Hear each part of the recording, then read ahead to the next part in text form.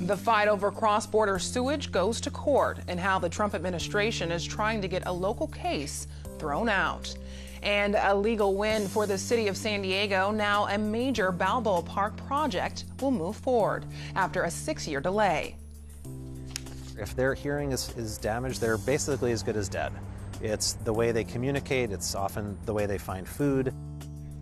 The Navy is changing the way it operates to better protect wildlife. KPBS goes on board the USS Higgins to see the new approach. Proposition 64 was pretty clear that part of the trade-off was that cities would have the ability to have some control over how marijuana was dispensed. A challenge to California's marijuana rules. Local mayors try to keep pot delivery services out of their cities. KPBS Evening Edition starts right now.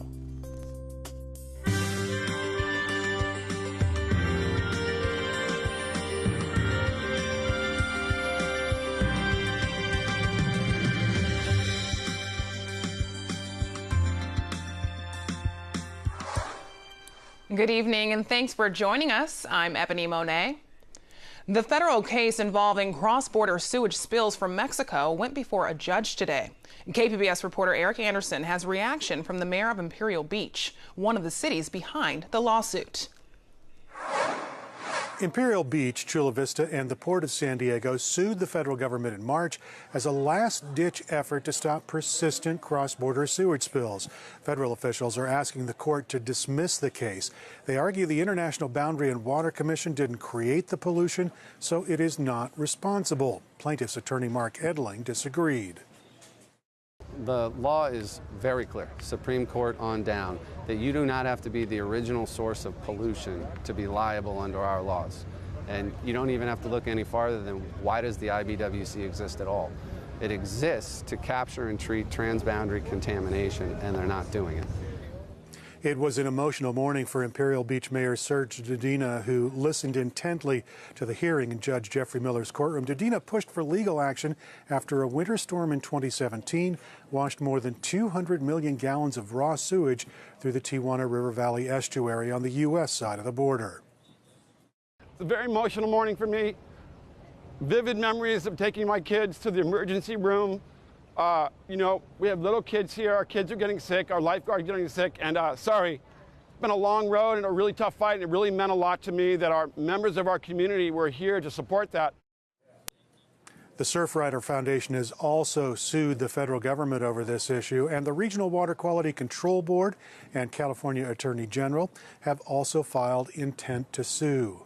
Judge Miller says he plans to visit the border to assess the situation. He took today's arguments under advisement and could issue a ruling on the government's dismissal request soon. Eric Anderson, KPBS News. Southern California Edison is discussing a mishap involving the transfer of spent nuclear fuel at San Onofre. A canister was caught on an inner ring last week at the new storage site. A similar incident happened in March. The utility says the work was done by a contractor earlier this month and that there was no threat to the public. Additional training will be given to staff who work at the site.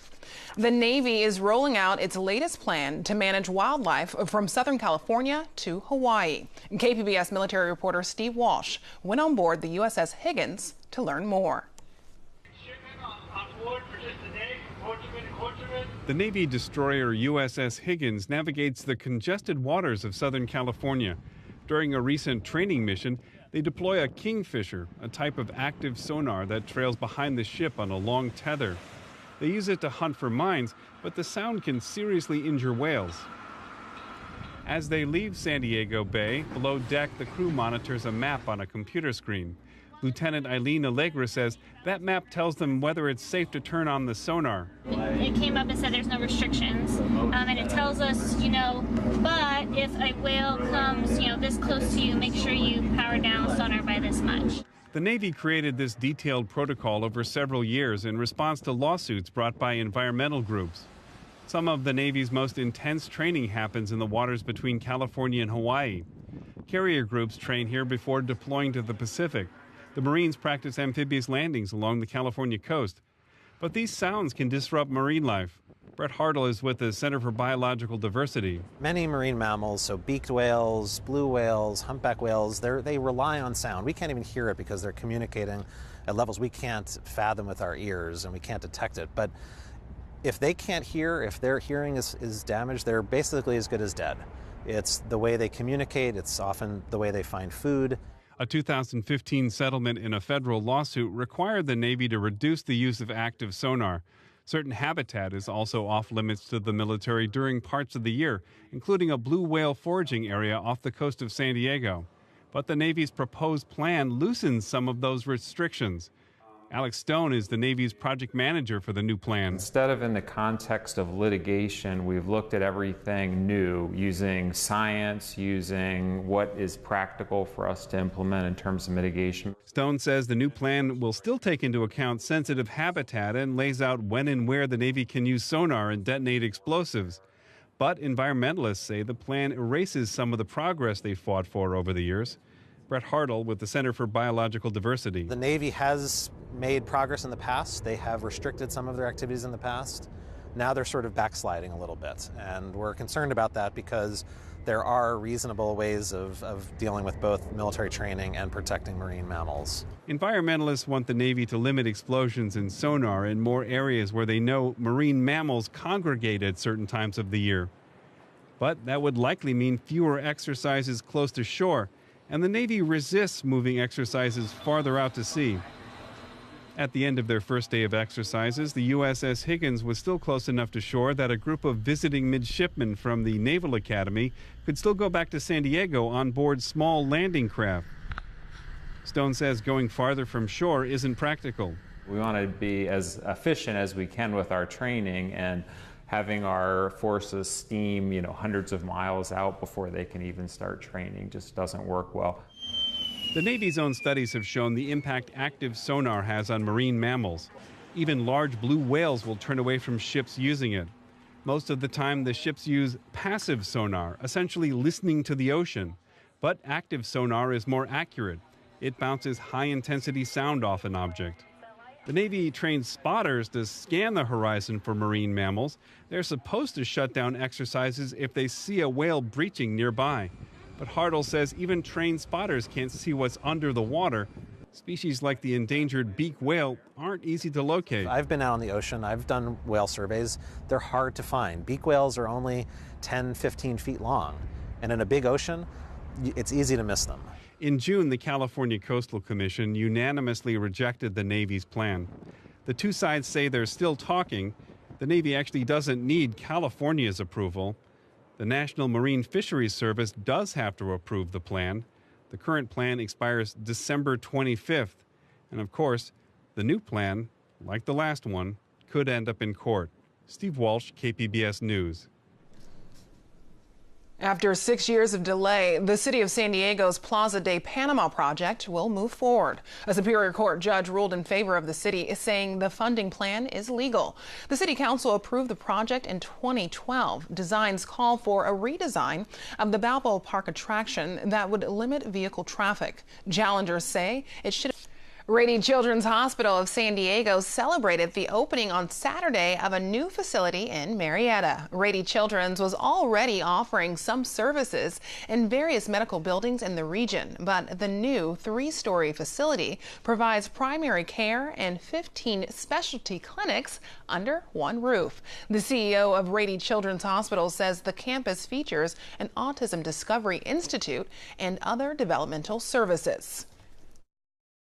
In addition to just about every outpatient service you can imagine, from orthopedics to physical therapy, occupational therapy, speech therapy, all of this in Marietta. Kern says there was high demand for pediatric health in the area. Riverside County was recently ranked the 3rd fastest growing county in the nation. Take a trip around the world with Fiesta on the Avenue in City Heights. From the Media Arts Center, producer Mika Conke shows us food, music, and dancing is bringing the community together.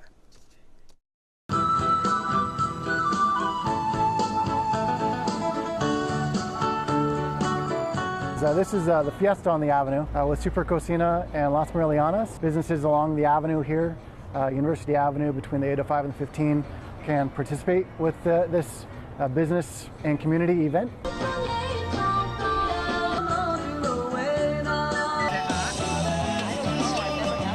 We want to just let people know this is a very multicultural area. A lot of the people that are running these businesses were maybe not born in the United States. Their food, their culture is very direct from where they came from. The restaurant is called Super Cocina. We've been in San Diego 30 years now. In City Heights, we've been over 20 years.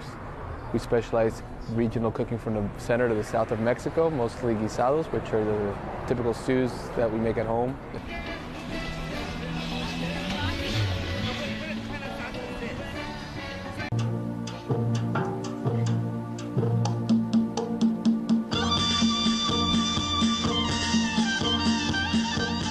To bring the community and businesses together through food, through music, dance, and through murals, art. Trying to get some of my neighbors in the community to come out, enjoy some tacos, enjoy some music, enjoy the artwork, enjoy each other's company, and support the businesses that are here with the Taco Tuesday event. And they can support the community as well by having some tables outside and some amazing food. This report was produced by our Speak City Heights partner, Media Arts Center. Fiesta on the Avenue is set for next Tuesday, August 21st. Now here's a look at what we are working on for tomorrow in the KPBS newsroom. On Morning Edition, they're a key part of Germany's drinking tradition, how companies are coping with a beer bottle shortage. And on Midday Edition, the next opportunity to put a homeless initiative on the ballot won't be until 2020. But the San Diego Housing Federation is getting ready. That's tomorrow on KPBS Radio. You can find tonight's stories on our website, kpbs.org/evening edition. Thanks for joining us. Have a great night.